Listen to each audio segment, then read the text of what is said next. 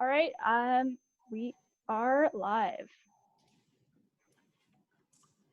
We're live, ready to go. Well, good afternoon and welcome everyone to our second virtual town hall meeting. Thanks for joining, and I apologize in advance for any technical glitches that may occur, even though we've become quite adept at doing Zoom meetings and whatnot. There's often little technical glitches that come along. Hopefully that won't occur. As you may know, I just want to start with this acknowledgement. June 21st, it marks the National Indigenous Peoples Day. And in the spirit of reconciliation, we acknowledge that we live, work, and play on Treaty 7 lands. These are the traditional territories of the Blackfoot Confederacy. That's the Siksika, Kainai, and Piikani, the Tsuut'ina, the Stoney Nakoda, with the Bearspaw, Chiniki, and Wesley First Nations, and also the Métis Nation of Alberta, Region 3. So if you were involved in the last town hall, you'll remember the format. By and large, most of the time will be spent with me trying to answer questions as best I can. Joining me today is the CAO for the Town of Canmore, Lisa de Soto, and Robin Dinage, who's the manager of communications, is helping out. She's moderating, and she'll be providing the questions and helping us find our way through these interesting online sessions. If you do have any feedback afterwards or during the town hall, you could certainly provide that with the comment box that's at the, I think there's a Q&A box on your screen. But since the last town hall, much has changed. That was in late April and feels like a whole other era almost.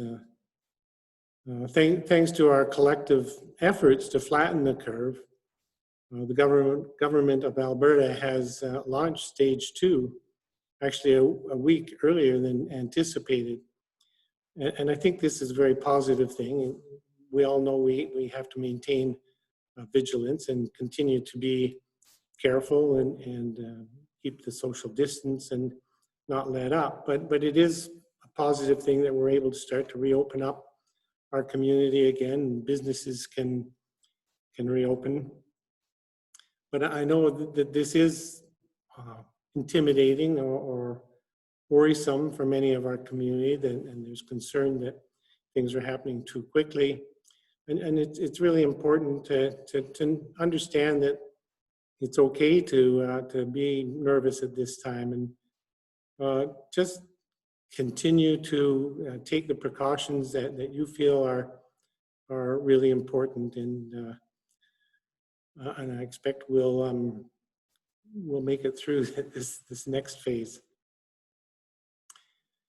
So Kenmore, as has been noted, is starting to reopen, but it will look a little different. It already looks more than a little different if you've been downtown recently. But we want to be very careful that we do this, we allow for the reopening in the right way. And so we're taking a very cautious approach.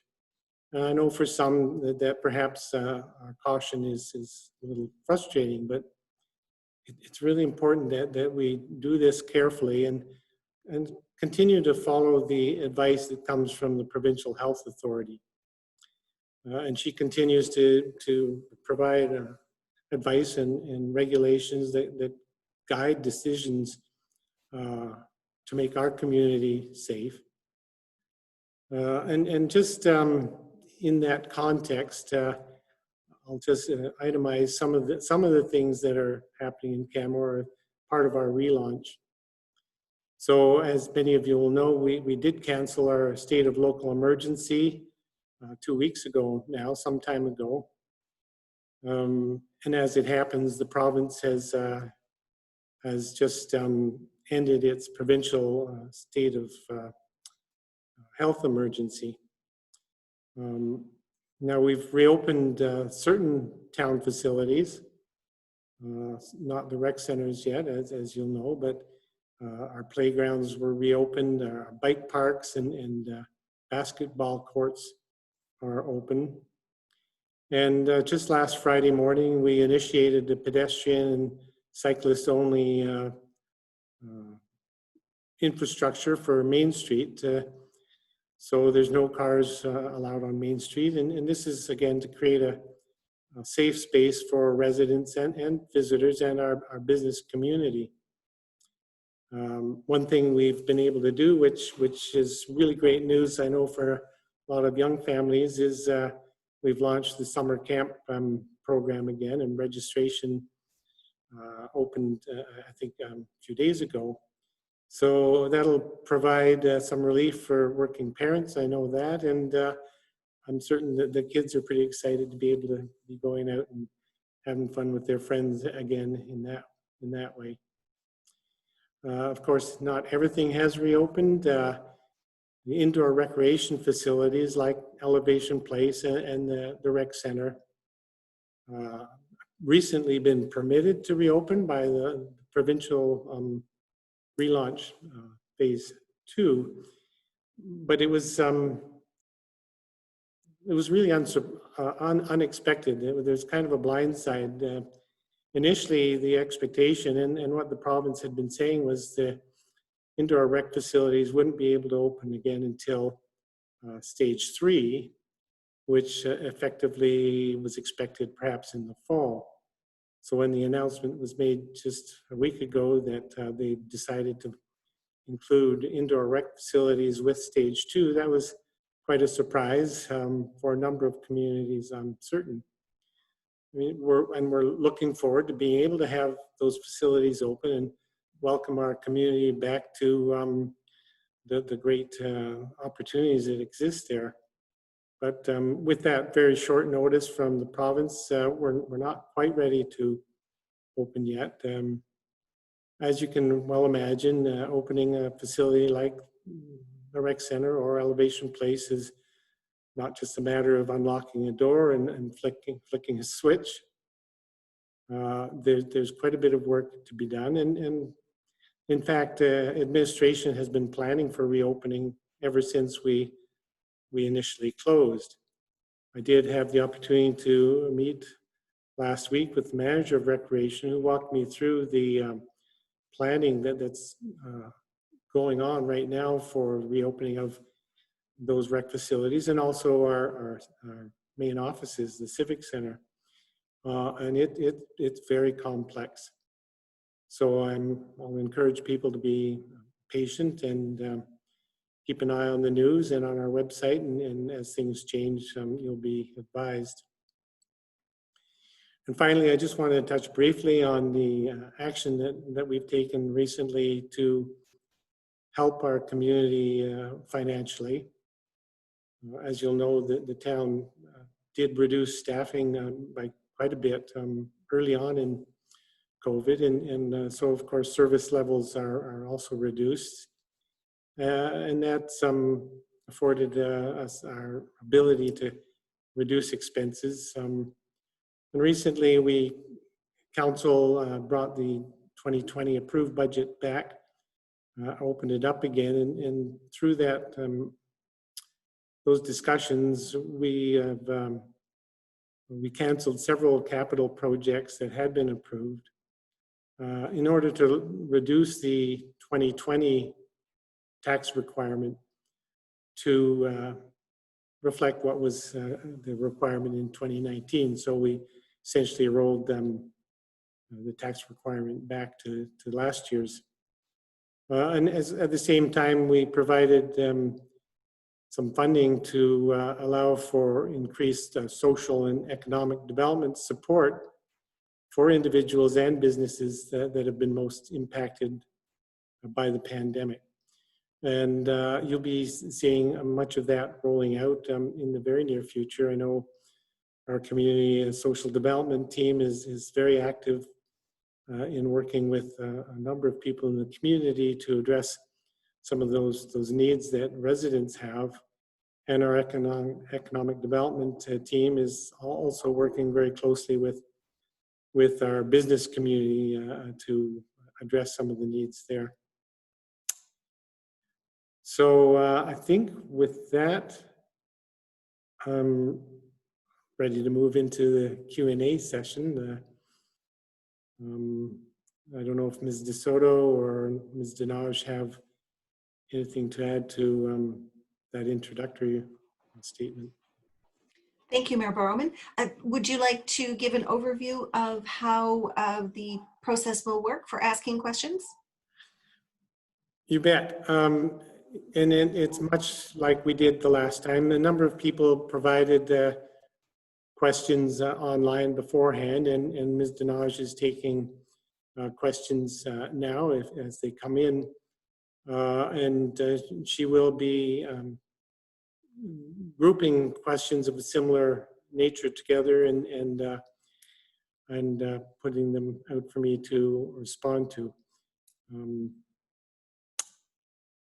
And that's the plan.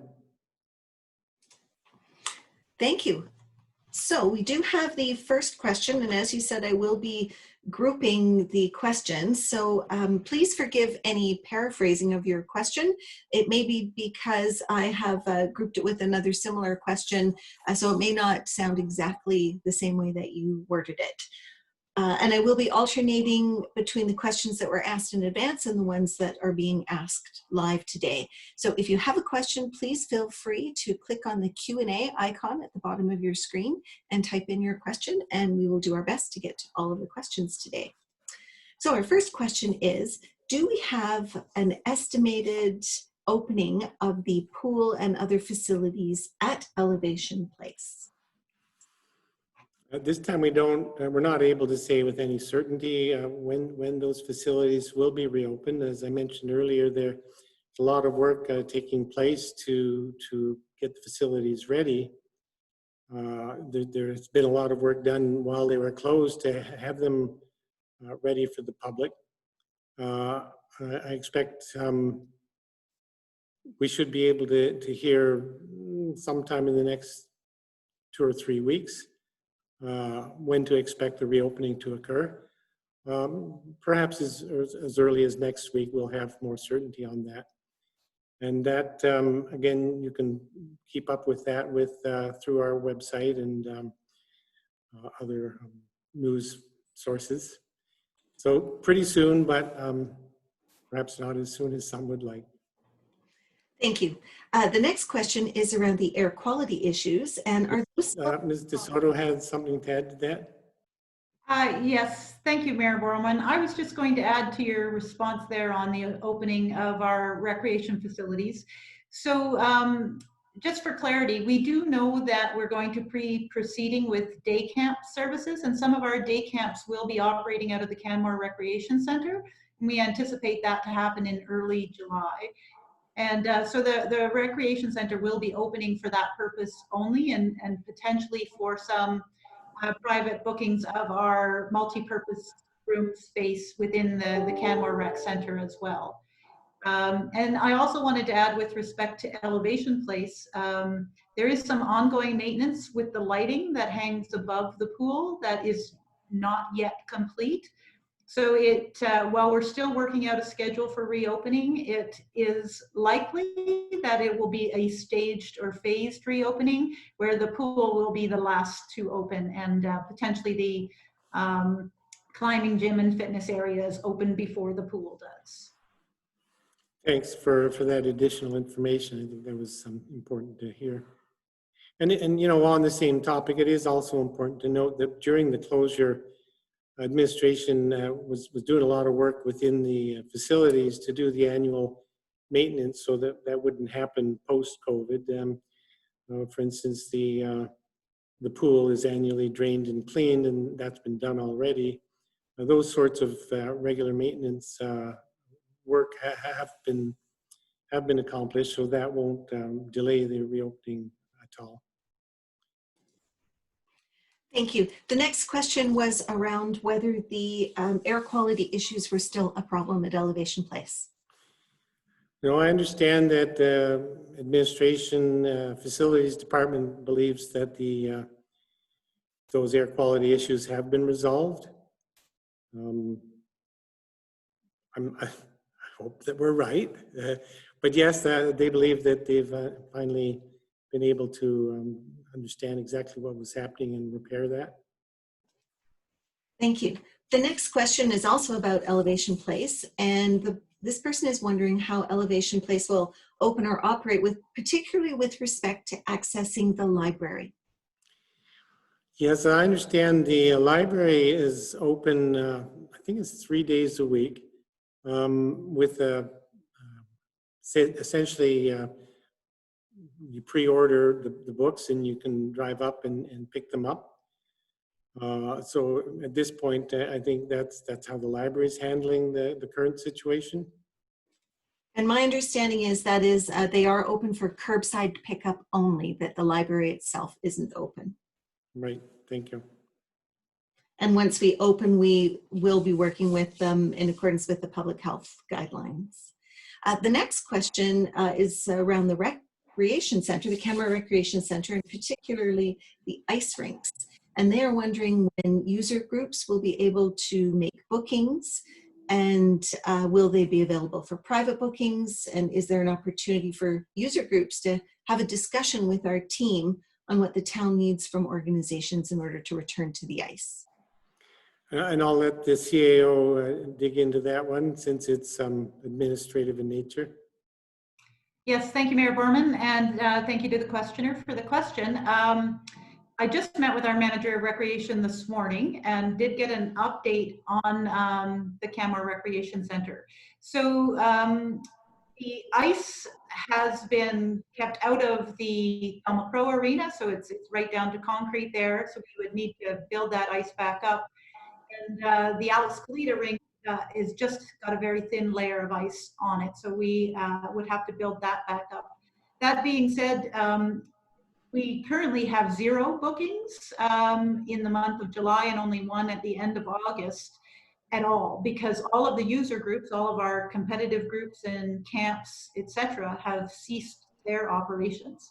So we are in the process of bringing back one of our staff, a facility booking coordinator, that will be looking to help us facilitate and understand the demand for ice over the summer months. And part of that will be reaching out with user groups and hosting those probably virtual meetings to understand when it would be appropriate to bring the ice back online. Thank you, Ms. De Soto. Maybe you can answer this one as well, that if the recreation center is allowing private bookings for the multi-use areas, or when will the recreation center allow private bookings for multi-use areas?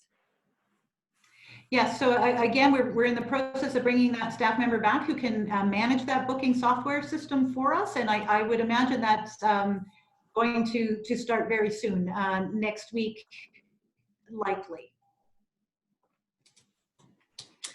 Thank you. That seems to be the questions around Elevation Place and the Kenmore Recreation Center.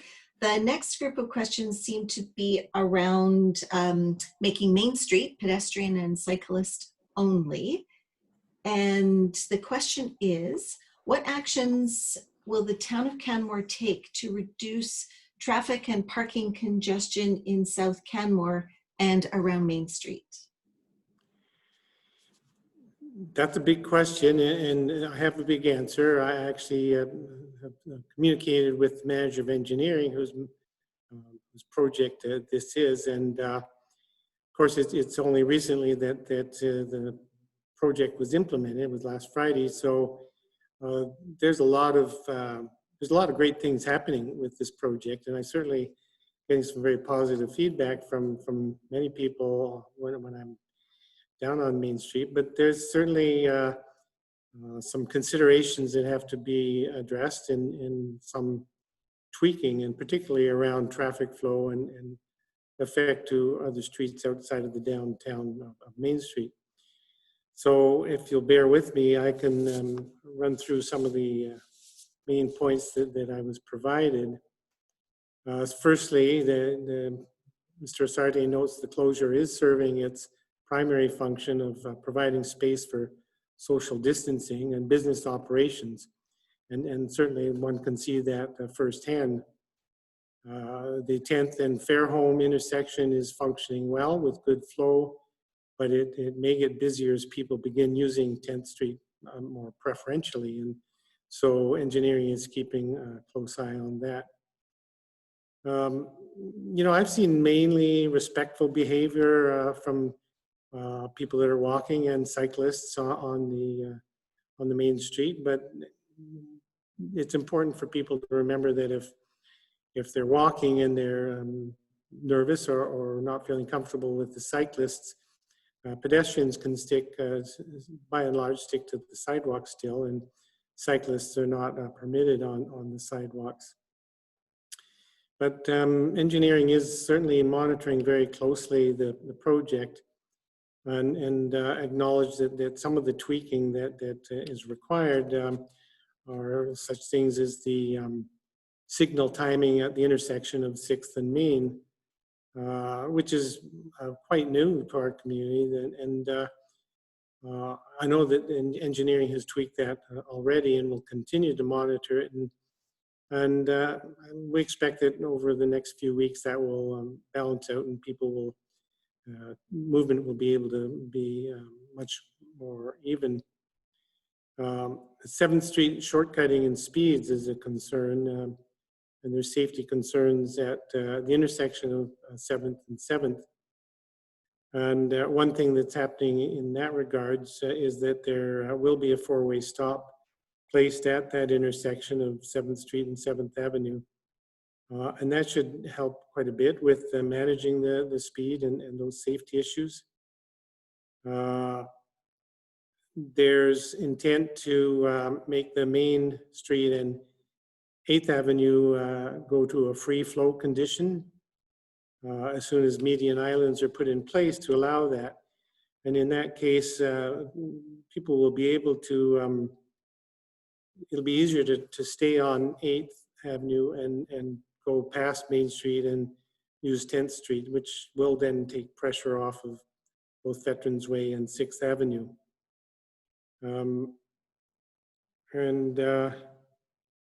Those are the sort of main issues right now that engineering is monitoring and working on improving. But again, I would encourage residents to send suggestions or reflections to the town for us to consider. This has never been done in the town. There's certainly been talk about this possibility for 25 years or more, but we're pretty much figuring it out as we go along. Thank you for that detailed answer, Mayor Borrowman. The next question is, how can people with mobility challenges access Main Street when handicap parking has moved? So all of the handicap spaces, the mobility accessibility spaces on Main Street have been moved to the adjacent avenues. So very close, well, to the avenues, and some are in the parking area behind the Union Hall. So not quite as handy as right on Main Street, admittedly, but really quite close to Main Street. So hopefully that will help those with accessibility issues. Thank you. Another question was, how can deliveries be made on Main Street if alley access isn't an option for some people? I understand that arrangements have been made to allow deliveries to happen on Main Street in the early part of the day, between 8 and 10 in the morning, I think it is. So they the truck drivers would be able to move the barricade and make their delivery, and then of course they're responsible for replacing the barricades and all when they leave. So I expect that will work fairly well for most businesses. Thank you. The next question is, how long will Main Street be closed? Well,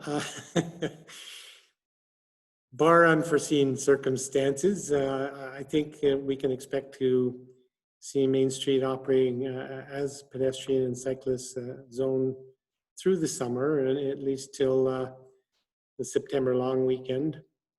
That's our expectations. Certainly between now and then, I think we'll learn a lot about how to do this, and it might become a part of the conversation for future consideration. But for now, we're expecting it to be configured in that manner through the summer. Thank you. I did just receive a note, a point of clarification on your last answer about the trucks who may need to access the space in the morning, and they do need to obtain a road permit, even if it is during the morning. So that was just a point of clarification that I just received on that. Okay, great. And that would be done through town office? Yes, through the Civic Center. Great, thanks for that. Thank you. The next question is, will bylaw be enforcing social distancing on the decks and patios downtown? Mm-hmm. You know, our bylaw officers have never been authorized for that sort of enforcement right from the very beginning of COVID. Our bylaw officers are level CPO1, I think, and it has to be a higher level of authority. So no, the answer is that bylaw can't be enforcing those restrictions or regulations. As it has been throughout COVID, the RCMP is the only authority in the town of Canmore that can enforce those regulations. However, we are working through the BIA, the Downtown Business Association, to remind their businesses, the business members, that it's important that that the businesses maintain the proper distancing for their customers and in front of their shops. The success of this program is to a large extent is going to come down to how well people manage their activity and their movements, and it really is important that the businesses step up on that particular need, and particularly with the areas that have been provided for seating and eating. But no, bylaw doesn't have that authority, and it will be RCMP that would be doing any enforcing. Thank you. The next question is from someone who I believe might own a business in the 600 block of Main Street. And the question is, how can we help businesses on all of Main Street and not just the 2-block pedestrian area? Can we utilize street art or advertising to direct foot traffic to other businesses down the street? Mm-hmm. Yeah, really great question. I haven't had any conversations about that, but I would encourage the person who wrote the question to work directly with the Downtown Business Association. And I'm certain the BIA will be doing all that they can to allow for the businesses that are outside of the pedestrian area to equally benefit from what we're doing on Main Street. So things like street drawings or other public art is a good suggestion. And I'll look forward to seeing what the BIA comes forward with to help those businesses. Thank you. The next question is around parking. And the question is, can we use parking outside of downtown and have better parking signage and possibly manpower in place to direct traffic to the parking? Mm-hmm. Also a very good question. And we do, I think already at this point, have signage directing people to the parking at Elevation Place. So there's somewhere around 200 stalls there that are largely unused, given the facility is not open. And it's very handy to Main Street. As people know, it's a 4-minute walk downtown. So the stalls that have been lost through the project that we put in place, there's about 80 stalls on Main Street that we've lost, but there's 1,000 stalls altogether in the downtown area. So 80 is I mean, it's a good number of stalls, but it's not, it's less than 10%. And with the availability of the 200 stalls at Elevation Place, I hope that we'll manage well. Certainly signage and direction is really important. People have to know where they could find parking. So if we don't have adequate signage this time, I'm certain that the town will be beefing up on those directions to help people find their way to adequate parking. Thank you. The next question has to do with the market and what's happening with our market. And the question is, will Main Street have artisan stalls on the street like the Thursday market used to be in front of the Civic Center? Mm-hmm. Yeah, this is also a very complicated question. And firstly, it's important to note that the market is operated by a private operator. It's not operated by the town. Of course, we work closely with that person to make the market work. And historically, it's happened out on the street in front of the Civic Center. The really important thing that we have to be certain of before the market can reopen is that it's well situated and in a place that can control those important factors like access, how do people get in and out, how do we control the numbers. I mean, you can't have just an open space that anybody can come into from any direction. There has to be a controlled entry and exit. Facilities have to be sorted out, so you have to have some sort of washroom facilities available. And again, you need to have the market created in such a way that people can have confidence in keeping the distance. And I think it's evident to imagine the market operating as it usually does today. There simply wouldn't be any opportunity for keeping the distancing, both with the shoppers nor the vendors. So admin is working closely with the market operator and has been for some time, assessing various other locations that it could be opened. And there is a very high interest in seeing this happen, both here at the Town of Canmore and certainly within our community and myself as well. So there's no certainty yet as to where the market may happen or when exactly. Rest assured, we're doing what we can to get that happening. Thank you. Mayor Borrowman, you are going through the questions quite quickly here, and I just want to let everyone listening know that while we still have a few questions left in the queue, that if you have any additional questions, please click on the Q&A icon at the bottom of the screen and type your question in, and I'm sure we'll be able to get to those today. You know, I can always talk more slowly. I'm pretty good at slow talking. You know, and I ramble on pretty well. You know, if people like, I can ramble on for hours. Well, I think we've got enough questions to keep you going here. Okay.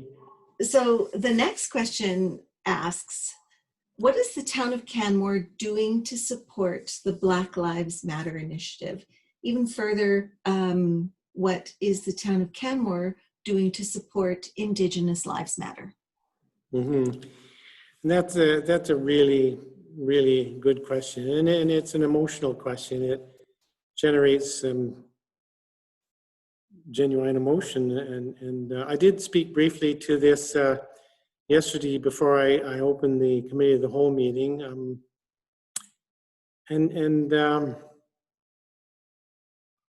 I referenced the march that occurred a week or two ago that was organized by a grassroots group, and I was there myself, and I was really moved by what was happening in our park here in Canmore, and of course been watching on the news every night, and it's really disturbing situation. But I felt a really strong sense of genuine concern when I was at the park the other week, and real, not only concern, but there's a genuine intent desire for people to do better. And you know, since the killing of George Floyd, we continue to see just unacceptable things happening here in Canada, even, and it's become clear that none of us, whether individuals or communities, none of us, if we don't change our ways or do something, we can't say we're not being complicit. I'm really proud, frankly, of the town and the work we've done around truth and reconciliation, and the recommendations that were released by the Commission several years ago, and the town after that brought our own list of actions forward, and we've been working since that time to deliver on our own truth and reconciliation projects, or the way we work here, and we've developed a much better relationship with the Stoney Nakoda as a result of this. But there's a lot more that we can do. We do have in place a really strong, respectful workplace policy, for instance, and the CAO and I have had talks about possibly opening up that respectful workplace policy and adding some language in that policy that's a little bit more specific to addressing systemic racism. So there's nothing that I can put my finger on today and say, here's what we're doing. But I feel certain that as a council and as a municipal government, we feel every bit as devastated by what's happening in our society as individual residents. And we will be talking here about ways to address those issues in a meaningful way. Thank you for that thoughtful answer, Mayor Borrowman. The next question is it possible to have a venue for local musicians to perform on Main Street? I suppose everything's possible, isn't it? I haven't heard that suggestion, but it's certainly something that admin can work with the Downtown Business Association in regards to. Looks like the CAO has a thought, so go ahead. Yeah, if you wouldn't mind me interjecting here, Mayor Borrowman, it is certainly something that the BIA has been talking about. You know, how do we activate the street? And while I think it would be welcome and people would enjoy any kind of buskers or musicians, etc., the challenge with that is attracting a crowd. And so while the main intent of the Main Street closure is to ensure we have safe distancing, I think at this point in time, we're looking at more passive ways of activation of the street, things like flower barrels and some of the street painting and street art, as opposed to those right now that would actually entice a crowd. Certainly we can continue to monitor and evolve as the province moves out of stage 2 and towards stage 3, and reevaluate if new guidelines are released from the province. But at this point in time, that's our current recommendation. Yeah, we have to remember what the initial intent of this project was, which is to create a safe area for people to access the businesses on Main Street. And when we were first planning it, we talked about how we weren't really wanting to create a vibrant market sort of atmosphere, as the CAO mentioned. We're not trying to increase the number of people by putting in place attractions, but we recognize that Main Street in Canmore is a busy place, particularly in the summer, even without any specific draws like bands playing. So we have to manage that safety feature first and foremost. But certainly conversations can continue around how we can tweak what's happening on Main Street. Thank you. The next question is, what are we doing to celebrate Canada Day?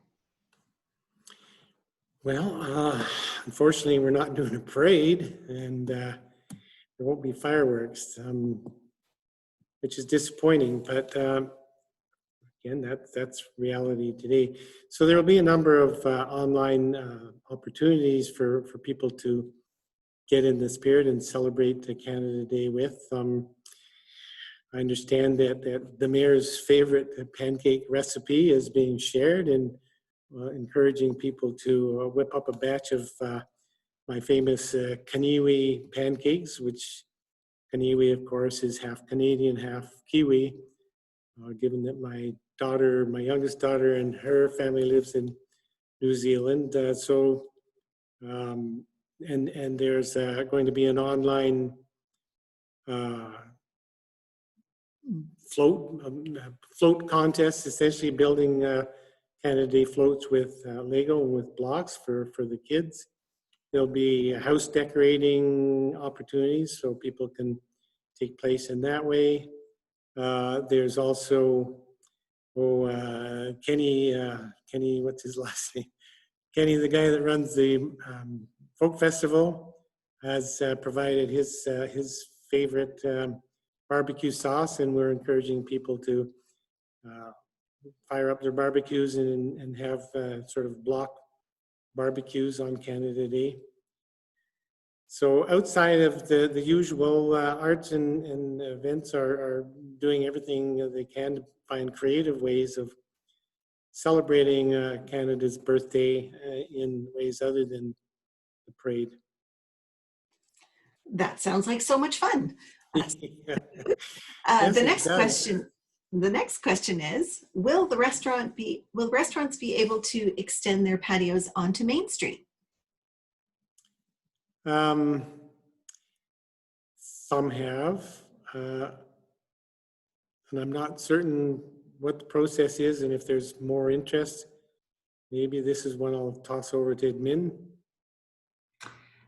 Yes, thank you, Mayor Borrowman. There are a set of guidelines for business operation on Main Street that the town has produced in conjunction with the downtown business improvement area. But yes, restaurants are allowed to expand their seating out into the parking area of Main Street. So the objective of the pedestrian and cyclist flow on Main Street is to keep the sidewalk clear for pedestrians to access businesses and move in and out, to also allow businesses to set up some queuing zones, because certainly some retail shops and restaurants are only allowing a certain number of patrons in at a time, so the queuing can happen on the sidewalk. And then within the parking zone, there can be some additional seating, and we've seen that already with a number of restaurants, whether they've already installed their own in-street patio or just moved out some tables and chairs with some stanchions, etc. And then the center of the road is to be kept clear and free for most of the pedestrian and cycle movement, but also for emergency access when and if needed. So that's the process. And as far as council waived the permitting fees for all of that, and within the guidelines, maybe Robin can answer if those guidelines are on our website or if how we can get those out to the public, but certainly the BIA has them, and we can share them with anybody who would like to see them. Yes, those guidelines are on our website. If you go to canmore.ca, I believe on the homepage there's a link to what we're doing with Main Street, and you can find the guidelines right on that page there. Great, thank you. Thanks very much, Lisa. The next question is, why are the updates to the engineering and design and construction guidelines being approved by administration instead of council? You know, that's a good question. It's I guess a little obscure. I don't know how many people actually are aware of the guidelines other than engineers, I suppose. But historically, those engineered guidelines have come back periodically to council for an update.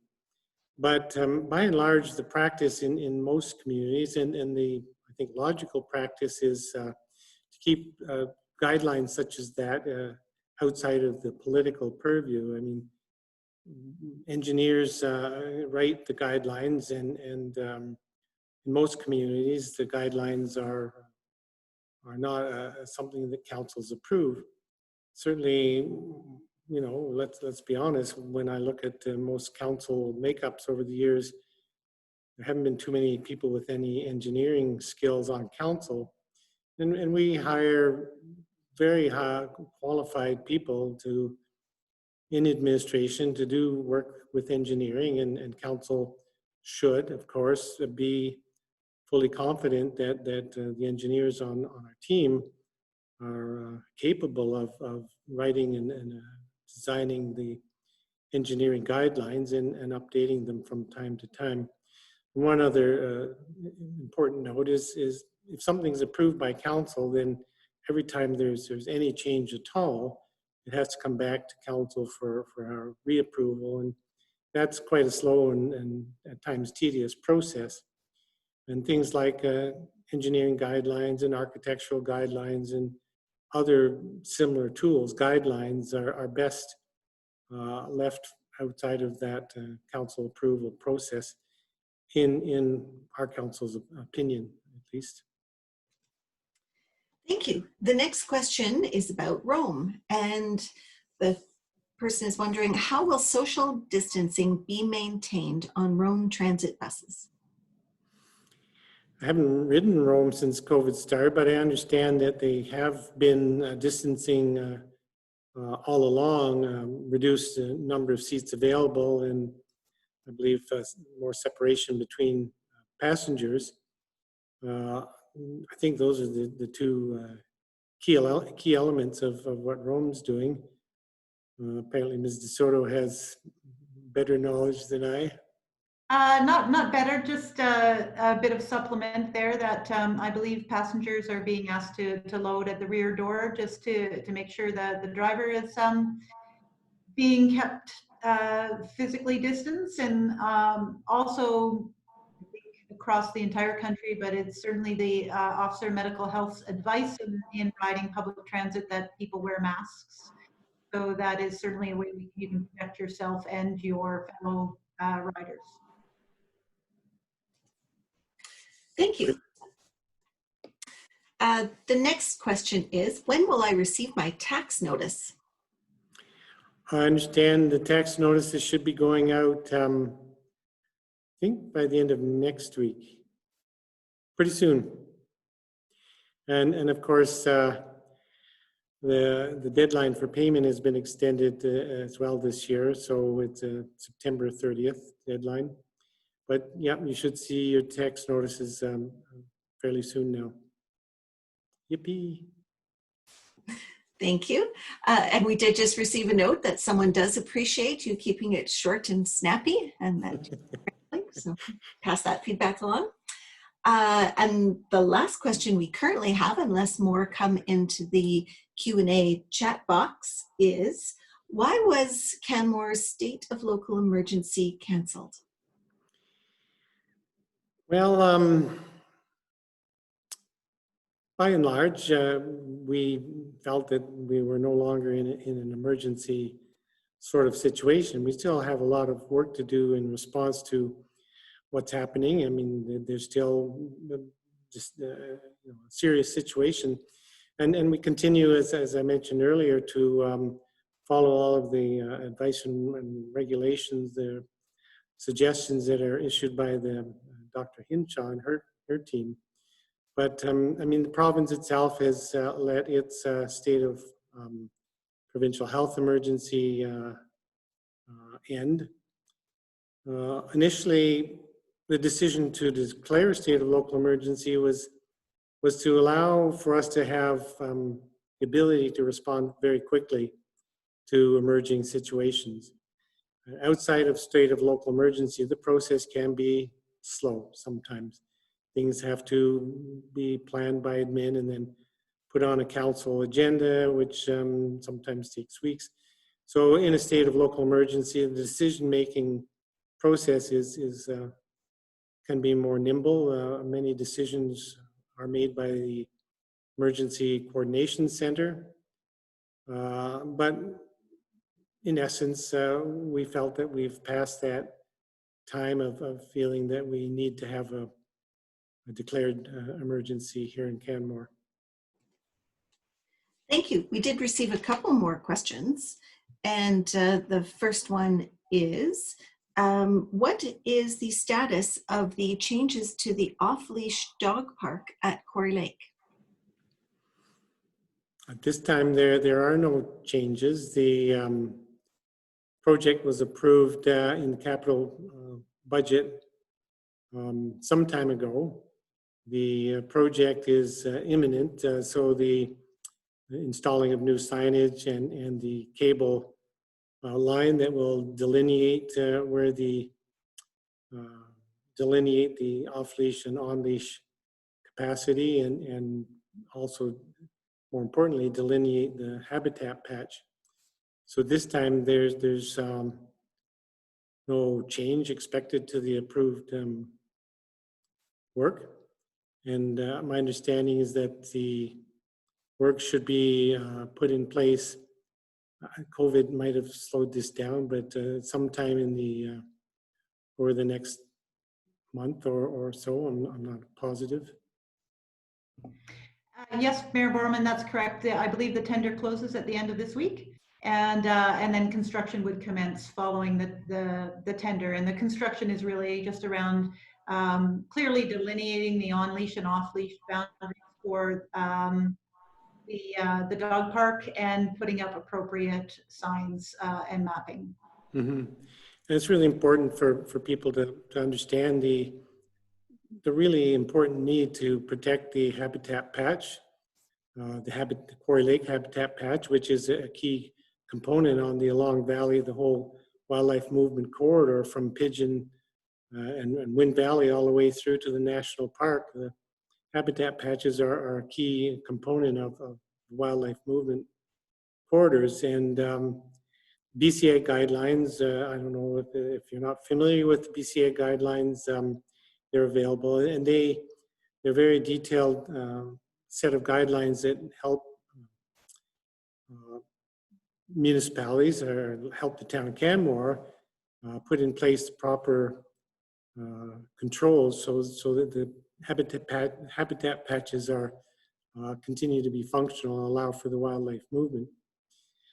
Even in the in that particular area, the dog pond, which continues to be allowed for off-leash use. Back in the 90s, that was identified by the biologist as the only place in the world with three-toed salamanders, some specific species. So, and that's why the pond is actually separated, so off-leash dog activity on one area and not on the other. But as a community, we continue to be very strong in wanting to protect the movement corridors of the wildlife through this valley, and that means actually maintaining the use of the habitat patch to appropriate use.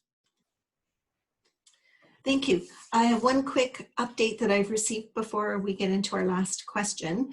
And since we talked about Rome earlier, this is an update to remind people that Rome is asking people to not and to ride the Legacy Trail one way and then take the bus back. And so that's just an update as we were talking about physically distancing on Rome, that they are limited with the number of bikes that they can take. And then the next question is related to the study recently announced with the federal government regarding rail travel between Calgary Airport and Banff. Your comments noted that we would like to be involved. Can you speak a bit more to that and how Kenmore might continue to be involved as the study proceeds? Mm-hmm. Well, as some will know, there was a feasibility study done on public transit between the park and the city several years ago. The town of Canmore was partner on, and that was Lake Louise, then town of Banff, town of Canmore, Cochrane, city of Calgary. And that feasibility study only looked at a comparison between public transit of the city delivered by bus or by rail. now that there's a renewed initiative to further study the possibility of rail as the preferred choice of transit. And the province of Alberta has an agreement in place with the Federal Infrastructure Bank to initiate this new study. The town of Canmore has been involved in all these conversations through a group of all of the municipalities that are involved have gathered from time to time to talk about this. We're very supportive of doing more work to study and inform whatever action should occur. We're certainly dedicated to developing a really fluid opportunity for people in the Bow Valley to move to this or commute to the city and vice versa. We do need to have much better public transit and get people out of cars and reduce the GHG and so it's a critical piece of work. The town is waiting to see the results of this next study to understand what the project may look like on the ground. I had written a letter to the Minister of Transportation here in Alberta in January, and I detailed 9 specific points that the town of Canmore would like to understand on this proposed rail project. Things like, where would a rail station be placed in Canmore, and who would be expected to pay for the capital and operating costs of a rail station. And we're not certain how to manage the increased rail traffic should the rail program occur, given we have 3 level at-grade crossings. And if there's an additional 15 or 20 trains per day rolling there, we have to understand what that looks like. And so at this point, we are, of course, supporting further study, and we'll look forward to being involved. I asked the minister how we can be involved, and essentially the answer was to wait and somebody will contact us. So in the meantime, I'm certain we'll be having conversations here at the town about this proposed project. Thank you. And those are all of the questions that we've received today. Well, look at that, we're gone early. Do you have anything in closing you would like to say? No, only acknowledge people taking the time to be involved in this process. It's ironic, I think, that it's taken something like COVID for us to put in place opportunities like this, which are, I think, a really great opportunity. I look forward to having more town halls, either like this online or in public. If people continue, I know people will continue to have questions. We'll continue to provide information through our website. So if people keep checking on the website, there's an email address that people can send questions to. That's ask us at canmore.ca. And there's a telephone number that I don't recall that people can call. I'm sure Ms. Dinaj can supply that. So what is the phone number? The number is 678-1550. 1550? Sorry, it's 678-1551. Apologies. Okay. So there's a number of ways in which people can reach out to the town and get more information or better information than they have. And as always, I look forward to hearing suggestions and informed feedback on everything we're doing. So again, thanks for being involved today, and stay safe out there. Thank you, Mayor Borrowman. And just for anyone listening, we will be posting a recording of this meeting on our Town of Canmore YouTube page, and we'll be posting that link. So if anyone missed it, they'll be able to watch it afterwards. Great, thank you. Thank you.